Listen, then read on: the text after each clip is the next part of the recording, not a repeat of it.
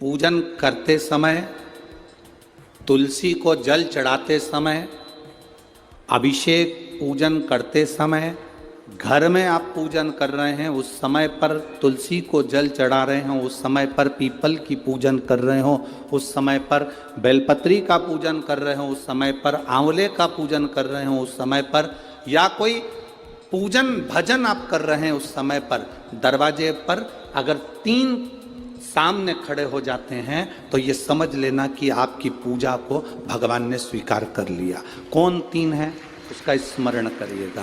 पहला, पूजन करते समय, भगवान की आराधना करते समय अंदर मंदिर में अपने घर में बैठकर आप भगवान नहला रहे हैं, भगवान की पूजन कर रहे हैं, अर्चना कर रहे हैं, सेवा कर रहे हैं, माला जाप कर रहे हैं, पूजन अर्चना कर रहे हैं, तुलसी को जल चढ़ा रहे हैं, उस समय पर 3 का दर्शन अगर आपको हो जाता है, आपके दरवाजे पर अगर आ जाते हैं तो आपका समझ लेना पूजा स्वीकार हो गया। पहले नंबर पर पूजन करते समय दरवाजे पर गौ माता आकर खड़ी हो जाए, समझ लो तुम्हारा पूजन सफल हो गया।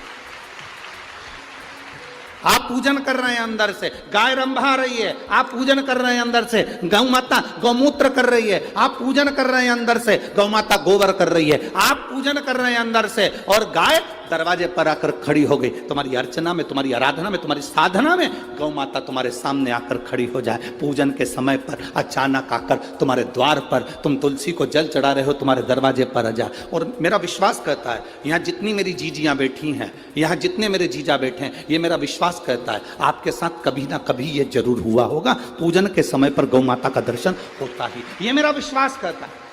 और ये कब होता है? जिस दिन आपका चित्त, मन, वृत्ति भगवान में रमी हो। चाहे तुम राम जपो, हनुमान जपो, शिव जपो, तुम्हारी मर्जी पड़े वो जपो। तुम देवी की भी पूजन कर रहे हो, किसी की देवता की पूजन कर रहे हो, कुल देवता की पूजन कर रहे हो, दिल से कर रहे हो, तो ये 3 का अगर दर्शन हो जाए तो कार्य सफल है। पहला, जम के बोलो, गौ माता। दूसरे नंबर पर हमारे यहाँ हम पूजन में लगे हुए हैं, आराधना में लगे हुए हैं, भगवान की अविरल भक्ति में लगे हुए हैं, भगवान की पूजन, आराधना और भक्ति में हम तल्लीन हैं। और दूसरे नंबर पर उस पूजन करते समय पर तुम्हारे घर की बहन बेटी तुम्हारे दरवाजे पर आ जाए तो समझ लो पूजन सफल हुआ है। क्या बहन बेटी के आने से पूजन सफल हो सकता है?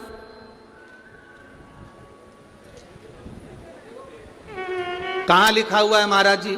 आप इतनी बड़ी बड़ी बातें कहते हो। पूछने वाले पूछ सकते हैं, कहने वाले कह सकते हैं, आपने कैसे कह दिया कि बहन बेटी के आने से सफल हो जाता करे? तो आप उठाओ, हिमालय राज का बेटा बाणासुर से दोस्ती कर लेता, माता पार्वती का भाई बाणासुर से दोस्ती कर लेता है, और दोस्ती कर लेता है तो उसके चुंगल में फंस जाता है, बाणासुर के चुंगल में। भाई संकट में आ जाता है। आज हिमालय राज और मैनावती दोनों बैठकर भगवान की आराधना कर रहे थे, इतने में पार्वती का आगमन हो जाता है। पार्वती ने आते से ही देखा, पिताजी आप आराधना कर रहे हो, पूजन कर रहे हो, किस लिए, क्यों? मैनावती ने कहा तेरा भाई संकट में घिरा हुआ है। पार्वती ने कहा क्यों चिंता करते हो, क्यों चिंता करते हो?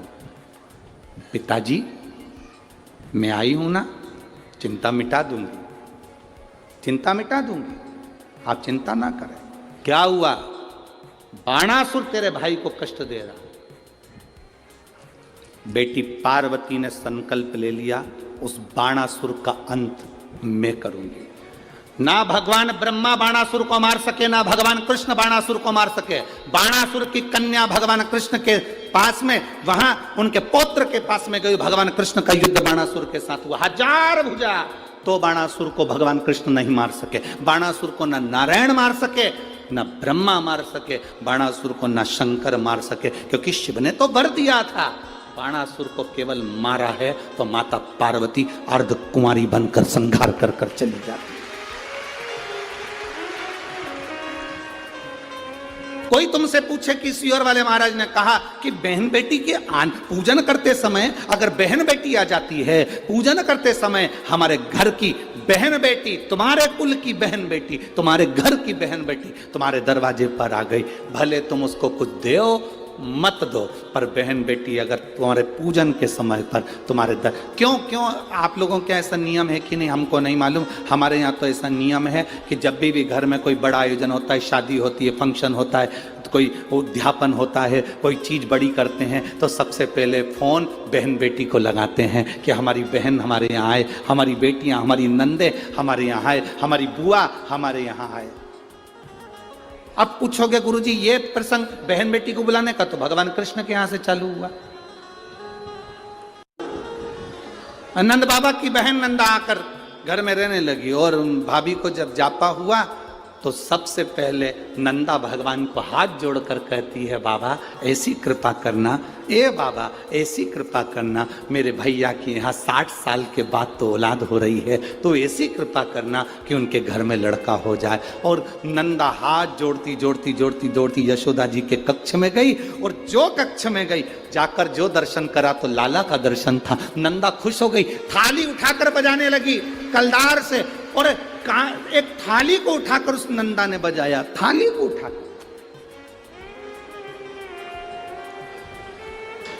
कांसे की थाली, पीतल की थाली, तांबे की थाली, जिसके घर में बजती थी उसके घर में शुभ संदेश आता था। आज के जमाने में स्टील बजता है। अब आजकल के ज़माने में तांबा पीतल कांसा बजाते नहीं हैं। आज के ज़माने में तो जरा सी देर में बस बच्चा हुआ है, सूचना मिल गई, बैंड बाजा बजवा दो, ढोल नगाड़े बजवा। नंदा ने थाली बजाई थी और फिर आवाज आई थी, नंद घर आनंद, नंद घर आनंद भयो। फिर आवाज आई। भजन करते समय स्मरण करते हुए, नाम जाप करते हुए 3 का दर्शन हो जाए, तुम्हारे दरवाजे पर आ जाए, जीवन की सफलता मानना, पूजन सफल मानना। पहले नंबर पर जम के बोलो गौ माता, दूसरे नंबर पर बहन बेटी, और तीसरे नंबर पर हैं संत गुरुजन, जो निष्कपट भाव के, जो तुम्हारे दरवाजे पर कुछ मांगने नहीं आए हैं।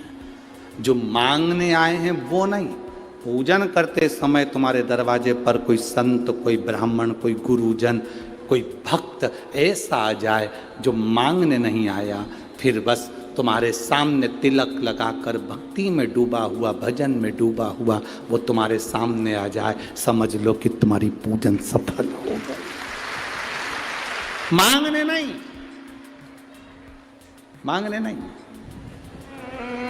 केवल आया, भजन गाया, सीताराम कहा, हर हर महादेव कहा, श्री शिवाय नमस्तुभ्यम कहा, जय श्री हनुमान जी कहा, और वो अपना चले गया। तुम्हारे दरवाजे पर मांगा नहीं उसने। असली संत तुम्हारे दरवाजे पर गुरुजन, ब्राह्मण जन, भक्त